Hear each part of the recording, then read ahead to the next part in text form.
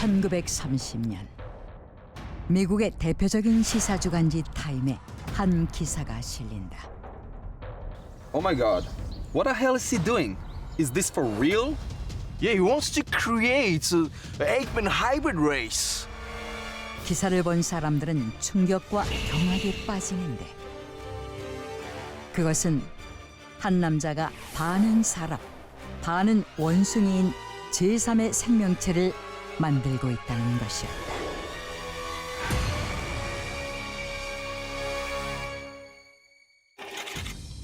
반인반원 프로젝트를 연구 중인 사람은 소련 출신의 동물육종학자인 일리아 이바노프였다.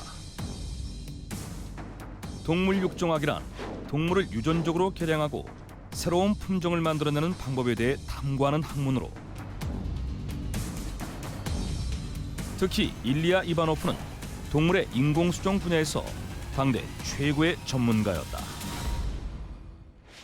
1901년 세계 최초로 말을 인공수정하는 데 성공한 그는 전문센터를 운영하며 6,800필이 넘는 말을 인공수정시켰고 소, 양, 토끼 등 다른 동물들의 인공수정에도 성공한다.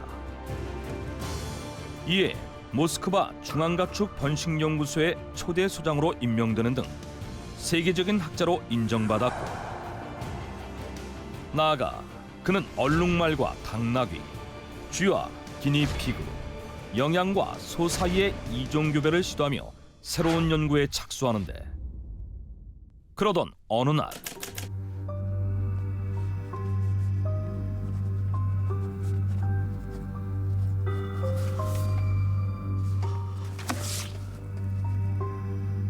Погоди.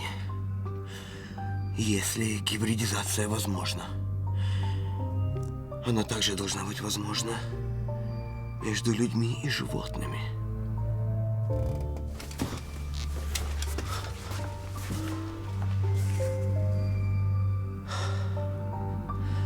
Да, гибридизация возможна, если оба приматы.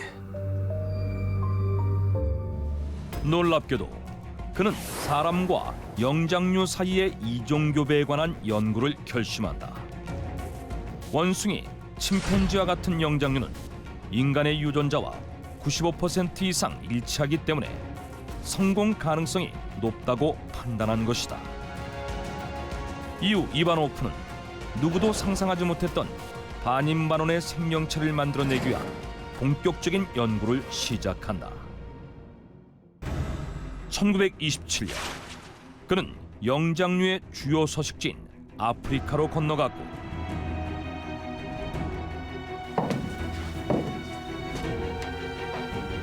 Знаешь, мое будущее зависит от тебя. Пожалуйста, веди себя хорошо и дай мне детеныша. 그곳에서 확보한 암컷 영장류와 사람 사이의 인공수정을 시도한다.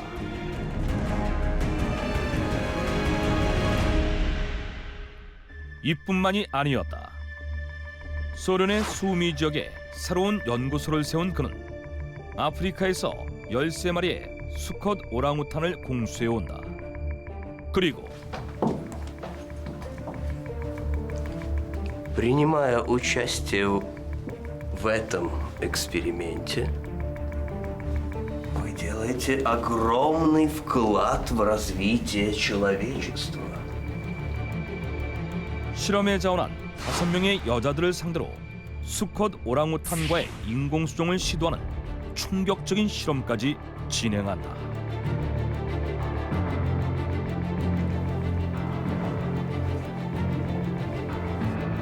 Это всего лишь вопрос времени, когда примата-гибрид будет создан. Я собираюсь поменять все направление человеческой истории.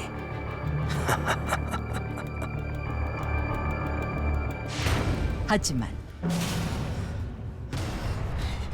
Я не понимаю. Все должно было быть иначе.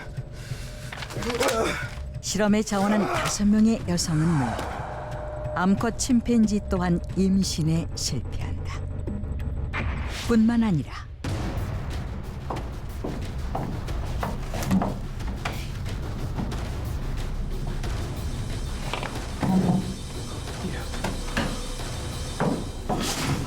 Нет!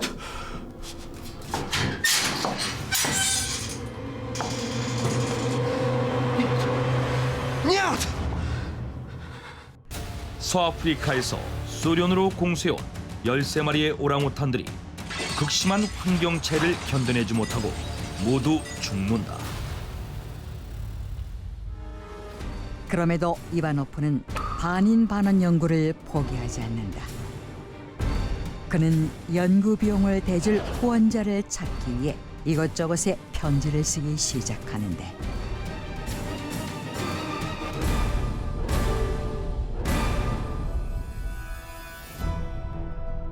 그중 한 사람이 미국 무신론자 단체의 일원인 찰스 스미스였다.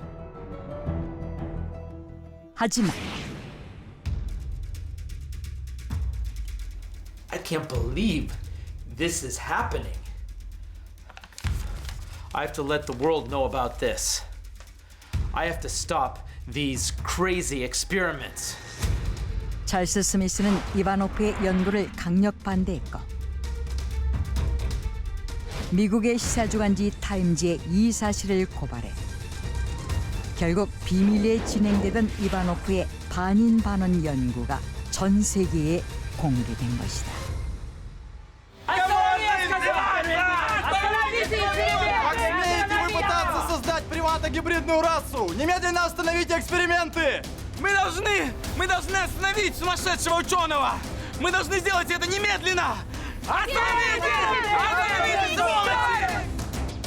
그러자 사람들은 그의 연구가 반인륜적이고 비도덕적인 행위라며 당장 연구를 중단할 것을 요구했고 그를 미친 과학자라 부르며 비난한다. 급기야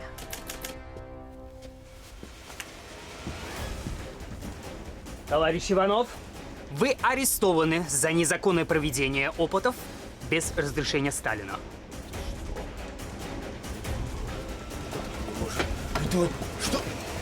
Что вы делаете? Отпустите меня! Это неправда! Это неправда! 불법으로 실험을 진행한 혐의로 소련 경찰로부터 체포된 그는 5년형을 선고받으니 카자흐스탄으로 추방되어 살다가 1932년 숨을 거둔다.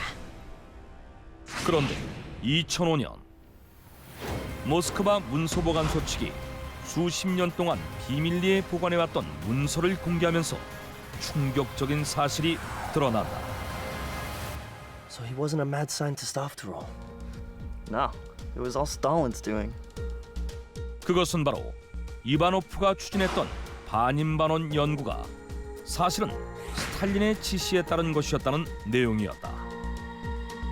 대체 이바노프와 스탈린 사이에 어떤 일이 있었던 것일까? Сколько раз я вам должен повторять, что мы должны внедрять новые меры? Как мы можем господствовать в этом мире, в этих условиях? 1924년 레닌 사망 이후 소련의 정권을 잡은 이오시프 스탈린. 그에게는 중대한 고민이 있었다. 당시는 제1차 세계대전이 끝난 지 얼마 되지 않아 국가적인 안전을 확보하기 위한 군사력 강화가 절실한 때였고 또한 스탈린은 유럽 국가들만큼 공업화를 이루겠다는 목표 아래 경제 부흥을 위한 원대한 계획을 세워놓은 터였다. 하지만 문제는 사람이었다. 1921년 있었던 대기근과 제1차 세계대전 등으로 많은 사람들이 사망하면서 군사력과 노동력을 담당할 인구가 턱없이 부족했고 이들의 능력 또한 스탈린의 눈에는 차지 않았던 것이다. Все, что мне нужно, так это солдаты, которые могут питаться всем и не боятся боли и ранения. Почему же я не могу получить его? 이에 보다 강력하고 새로운 인간병기를 찾게 되는데 그러던 어느 날 Кто-то экспериментирует с гибридизацией? Гибридизация людей и животных возможна. 스탈린이 우연히 이바노프에 대해 알게 되면서 비밀스런 만남의 자리가 마련된다. Извините, то есть вы хотите, чтобы я скрестил клетки животного и человека для того, чтобы создать новую гибридную расу? Да. Вы должны привести это в действие. Вы понимаете? Товарищ Сталин, я не думаю, что это как-то вообще возможно. Даже не думайте противоречить мне, моему приказу! 이렇게 해서 이바노프는 반인반원 프로젝트를 떠맡게 되었고 스탈린은 연구와 실험 비용으로 무려 20만 달러를 지원하며 끊임없이 이바노프에게 압박을 가한다. 하지만 영장류와 사람을 인공수정하려는 이바노프의 시도는 계속해서 실패로 돌아갔고 급기야 이 연구가 세상에 공개되면서 비난을 받게 되자 스탈린은 이 모든 것을 이바노프에게 뒤집어 씌웠고 이에 대한 책임을 물어 체포한 뒤 결국 조용히 죽음에 이르도록 만들었다는 것이다. So unfortunate. Agreed. He was just another victim of the era. 그리고 이러한 기사가 알려지자 일각에서는 이바노프 역시 시대가 낳은 희생양이자 비운의 과학자라며 그의 업적을 재평가해야 한다는 주장이 있다. 하지만 한편에서는 이바노프가 스탈린 집권 이전인 1910년 오스트리아에서 열린 생물학회에서 이미 반인반원 연구에 대해 언급한 적이 있다는 점을 근거로 이바노프가 스탈린의 지시와 상관없이 이미 독자적으로 반인반원 연구를 하고 있었으며 오히려 새로운 인간병기를 찾던 스탈린을 설득해 금전적인 도움을 얻은 것이라고 주장하기도 한다. 반인반원의 생명체를 만들려다 비극적인 최후를 맞은 일리아 이바노프. 그의 뒤에는 스탈린이라는 거물이 있었는데 이바노프의 연구는 스탈린의 지시였던 걸까? 아니면 이바노프가 스탈린을 이용한 것일까? 그에 대한 평가는 여전히 엇갈리고 있다. 1969년 7월 16일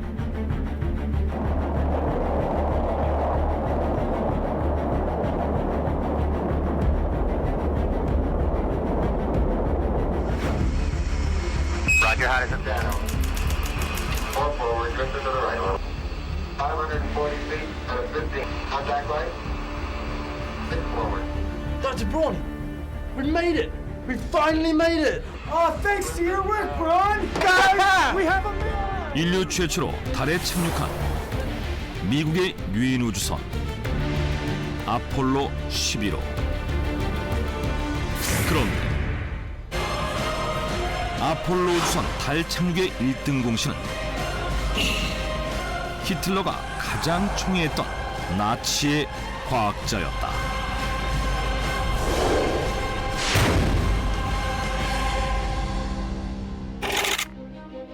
현재까지도 미국 최고의 과학자로 남아있는 베르너 폰 브라운. 그는 1958년 미국 최초의 인공위성 익스플로러 1호를 쏘아올리며 새로운 우주시대를 열었고 미 항공우주국 나사 마셜 우주비행센터의 수장으로 로켓 공학 연구 개발을 총지휘하며 마침내 1969년 유인 우주선 아폴로 11호를 달에 착륙시키는 데 성공. 인류가 달에 첫 발을 내디딘 역사적인 업적을 이뤄내며 우주항공 분야에서 최고의 과학자로 인정받게 된다.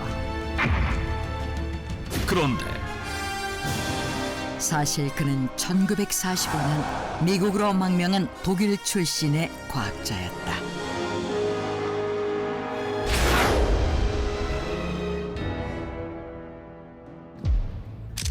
Here, in America, I want to make a new life as an ordinary scientist.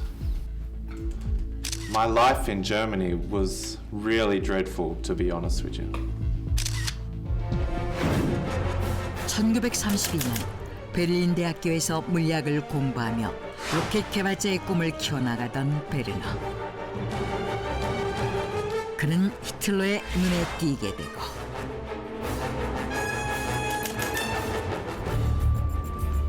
This is impressive. I heard about you so many good things, Brown. So why don't I support your rocket research? Really? That would be wonderful, sir. Yes. And you have to build me a good rocket, though. 그 후 히틀러가 그의 연구를 위해 설립한 페네민대 로켓 연구소에서 전폭적인 지원을 받으며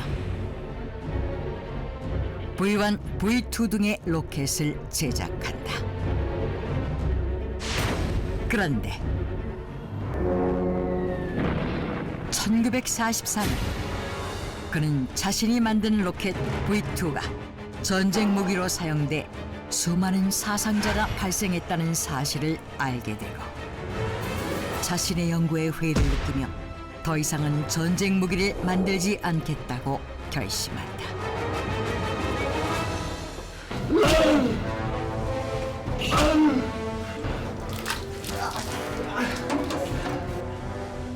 Don't be so stubborn, Brown. I can't help you, even though how brilliant you are. Aren't you worried about your family? I don't make weapons.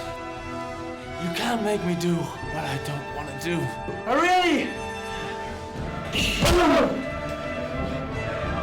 나치의 갖은 고문과 협박에도 굴하지 않았던 베르너. 결국 그는 1945년 4월 목숨을 걸고 동료 과학자 132명과 함께 미국으로 망명한 것이다. 그리고 그가 나치에 저항했다는 사실이 언론을 통해 알려지자 미국 국민들은 그를 나치에 맞선 진정한 영웅이라며 적극 환대했다. 그 후 작은 시골 학교에서 과학을 가르치며 자신의 연구를 계속하다 1958년 미 항공우주국인 나사의 마셜 우주비행센터 책임자로 임명된 베르너. 그는 평생 미국의 우주공학 연구에 몸바쳐 수많은 업적을 이뤄내고 국민들의 존경과 사랑을 받는 과학자로 살다 1977년 국민들의 애도 속에서 65세의 나이에 신장암으로 세상을 떠나고 만다.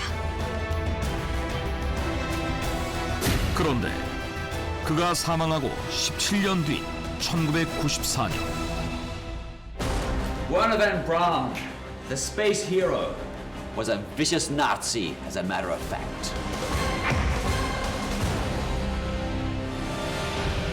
애리조나 대학교에서 천문학을 가르쳐온 톰 게렐시 교수는 베르너가 나치의 과학자로 일할 당시 로켓 제작에 강제 징집된 도라 수용소 수용자들의 증언을 근거로 알려진 사실과 달리 악명 높은 나치의 정범이었다고 주장했다.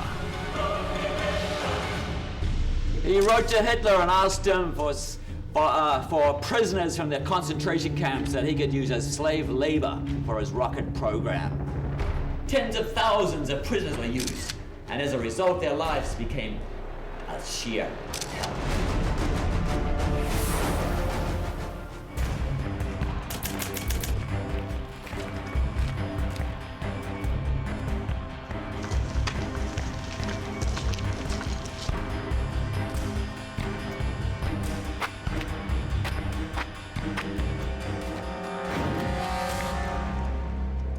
What's his problem?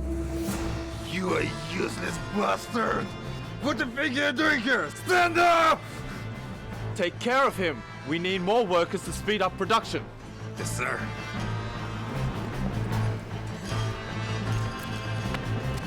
prisoners' lives meant nothing to him. He didn't care as long as he could build his rockets. And the prisoners couldn't even look him in the eye. Those people died within 1 month from illness and beatings. Some of them were even hanged. 톰 게렐스는 베르너의 지시로 공격용 로켓 V2 제작에 징집돼 강제노역에 시달리다 죽음에 이른 사람들의 수가 무려 2만여 명에 달한다고 밝혔는데, 이는 영국, 벨기에, 네덜란드에서 V2 폭격으로 사망한 7,250명보다 더 많은 수였다. 아폴로 우주선 성공의 주역이자 미국 최고의 과학자였던 베르너가 악명 높은 나치의 전범이었다는 톰 게렐스의 주장은 그를 존경해온 국민들을 충격에 빠뜨리기에 충분했다. 하지만 진실 여부는 명확히 밝혀지지 않았고 무수한 논란만이 이어졌는데, 그로부터 16년 뒤인 2010년, 미국 내 나치 전범들의 추방을 위해 설립된 미 법무부 특별수사국의 보고서가 공개되면서 베르너가 나치의 전범이었음이 사실로 밝혀졌고, 그동안 감춰져 온 진실이 만천하에 공개된다. 1945년 나치 독일이 패망한 직후, 소련은 나치의 과학자들을 자국으로 영입하는 작전을 대대적으로 펼쳤다.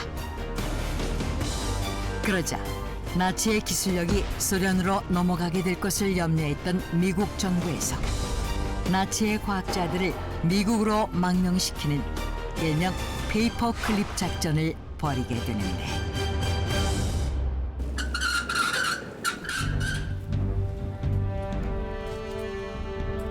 Oh my god. Are you kidding me? 그러던 중 미군은 나치의 점령 지역이었던 발트해의 페네민데 섬에서 히틀러의 무기고를 발견했고, 대륙간 탄도미사일, 잠수함 발사 로켓, 가변익 제트기 등 이전에 보지 못했던 엄청난 기술력의 무기들이 독일에서 개발되었음을 알게 된다. Oh, no. Really? Get me Werner von Braun at once. Understood? Yes, sir.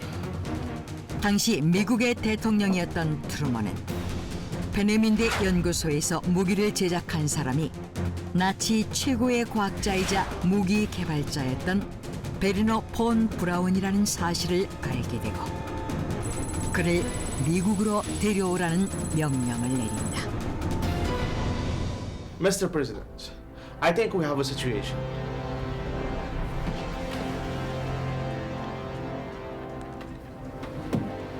What? I can't believe this.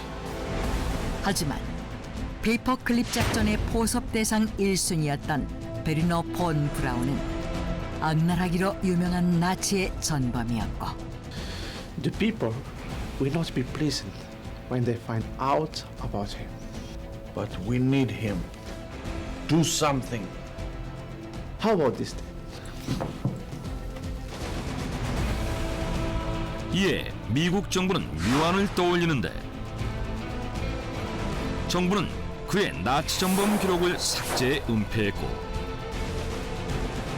뿐만 아니라 그가 나치의 압력에도 불구하고 자신의 신념을 지켜냈다는 영웅담을 만들어 연일 언론에 노출했다.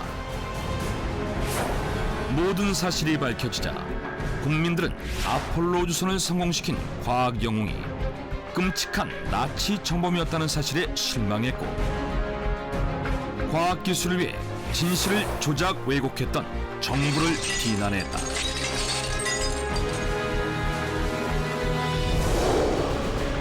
인류 최초로 유인 우주선 아폴로 11호를 달에 착륙시키며 역사적인 업적을 이뤄낸 과학 영웅 베르너 폰 브라운. 그러나 그의 과거 행적이 드러나자 나사에서 발행한 그의 전기에 나치 정범이었다는 내용을 포함시키라는 촉구가 현재까지도 이어지고 있다.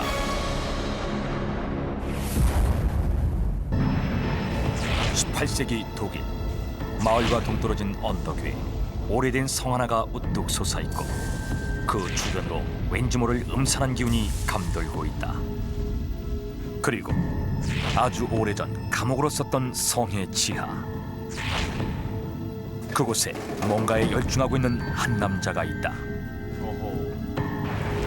번쩍이는 번개의 섬광이 성을 강타하는 순간 실험을 하던 남자의 모습이 드러나는데 그가 바로 성의 주인 미추광이 디펠 박사였다.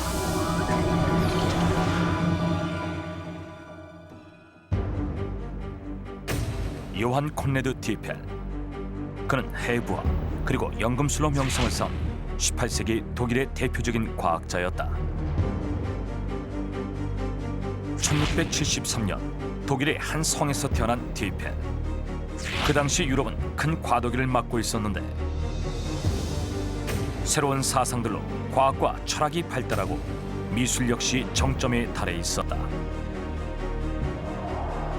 반면 그 이면에는 식민지를 위한 빈번한 전쟁과 대륙에 걸쳐 발생하는 전염병, 거기에 굶주림까지 사람들의 죽음은 흔한 일상이 돼 있었다.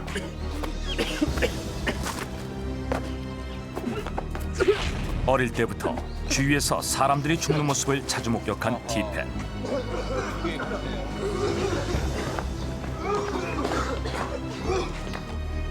그는 삶과 죽음에 대해 관심을 갖게 되고 이를 계기로 의과대학에 진학한다. 디펠은 성실하고 부지런한 학생으로 밤늦게까지 혼자 남아 실험을 했다고 한다. 그가 특히 관심 갖고 좋아하는 수업은 해부 실습.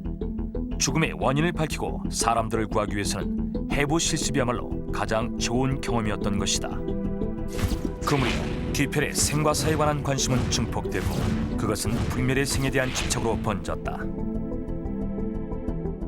그럴수록 그는 점점 혼자 연구하는 시간이 늘어나고 해부 실험에 더욱더 몰두하게 된 것이었다. 어느 날 우연히 그가 해왔던 실험의 실체가 발각되고 사람들은 경악을 금치 못하는데 그것은 바로 살아있는 동물과 해부용 시신의 몸을 자르고 또 이어붙이는 끔찍한 실험이었던 것이다. 이 사건 이후 디펠을 이해하지 못한 학생들은 그를 멀리하게 됐고 Hey, what's wrong with you? 밤마다 홀로 해괴한 실험을 한 그를 사람들은 미추광이라고 했다. He's crazy. 그리고 결국 대학에서 쫓겨나고 말았다. 생각이 많이 앞섰던 것 같아요. 대학에서 쫓겨난 후 디펠 박사는 유년기를 보냈던 성으로 돌아오고 성의 지하에서 또다시 비밀스러운 실험을 계속한다. 그는 성에서 나온 재물을 염려업자에게 팔아 생계를 유지하고 있었는데 평소에는 출입을 자제하다가 이때만 모습을 드러내곤 했다고 한다. 그런데 한밤중에 그를 목격한 사람들이 생겨난다. 디펠 박사가 어딘가를 급히 가거나 심지어 묘지에서 서성대고 있었다는 것이었다. 디펠 박사의 기괴한 행동은 계속됐는데 얼마 후 그가 엄청난 것을 만들어냈다는 소문이 돌기 시작한다. 박사가 실험 도중 만들어진 재물을 염려업자에게 넘기는 과정에서 우연히 발견한 것으로 그것은 프러시안 블루라는 염료였다. 당시 프러시안 블루는 굉장히 획기적인 것으로 이것이 나오기 전 파란색은 가장 귀한 염료였다. 색을 내기 위해 보석을 갈아 염료를 만들었고 이것은 황금보다도 비쌌는데 세기의 거장 미켈란젤로 역시 파란색을 구하지 못해 그림을 중단했다고 한다. 디펠 박사가 프러시안 블루를 만들어 유럽에서는 파란색이 대유행하게 된다. 그런데 프러시안 염료는 이상한 점이 있었다. 디펠 박사는 염료를 만들 때 반드시 자신의 성에서만 만들어진 잿물을 사용했는데 이것은 다른 잿물과는 달랐다. 바로 나무나 종이 따위를 태운 것이 아닌 동물성의 재료를 태워 그 기름이 함유되어 있었던 것이다. 어머나. 그는 도대체 무엇을 태운 것일까? 그리고 왜 성에서 그것들을 불태웠던 것일까? 얼마 후 마을에는 기괴한 소문이 돌기 시작한다. 디펠 박사가 비밀스러운 실험을 하고 있는데 성에서 태운 동물성 재료는 이 실험에 사용된 것이며 그것은 디펠 박사가 무덤에서 몰래 훔친 시체라는 것이다. 그리고 자신의 기괴한 행각이 탄로날까 두려워 시체를 태워 증거를 없앴다는 것이었다. 하지만 성에서 시체를 발견하거나 그가 지하에서 어떤 실험을 하는지 직접 확인한 사람은 아무도 없었다. 마을 사람들에 의해 미치광이로 몰린 디펠 박사는 결국 자신의 성에서 쫓겨나게 된다. 그리고 독일과 유럽 전역을 떠돌다 1734년 홀로 쓸쓸히 죽음을 맞이했다고 한다. 그런데 사람들을 경악하게 한 놀라운 사실이 밝혀진다. 디펠 박사가 유년 시절을 보냈었고 대학에서 쫓겨난 후 다시 돌아와 실험을 하던 곳. 그 성 이름이 바로 프랑켄슈타인 성이었다. 너무나도 유명한 괴물 이야기. 영화 프랑켄슈타인의 배경이 된 성과 디펠 박사의 성은 공교롭게도 같은 이름이었고 많은 이들이 괴물로 알고 있는 프랑켄슈타인은 괴물이 아닌 괴물을 창조한 박사의 이름. 그 프랑켄슈타인 박사가 바로 실존 인물 요한 코네드 디펠이라는 것이었다. 그리고 1997년 보스턴 대학의 역사학 교수 라도 플로레스큐는 디펠 박사의 대학 시절 이름이 디펠 프랑켄슈타이너였고 우연히 프랑켄슈타인 성을 방문한 소설가 메리 셀리가 디펠의 이야기에서 영감을 얻어 프랑켄슈타인을 쓴 것이라고 발표했다. 연관이 있네. 1818년 최초 출간된 이래 130여 권의 소설, 영화로도 많이 50편의 영화, 그리고 80회 이상의 연극이 올려졌고 심지어 프랑켄슈타인 만화는 600편이 훨씬 넘게 각색되어 인기를 끌고 있다.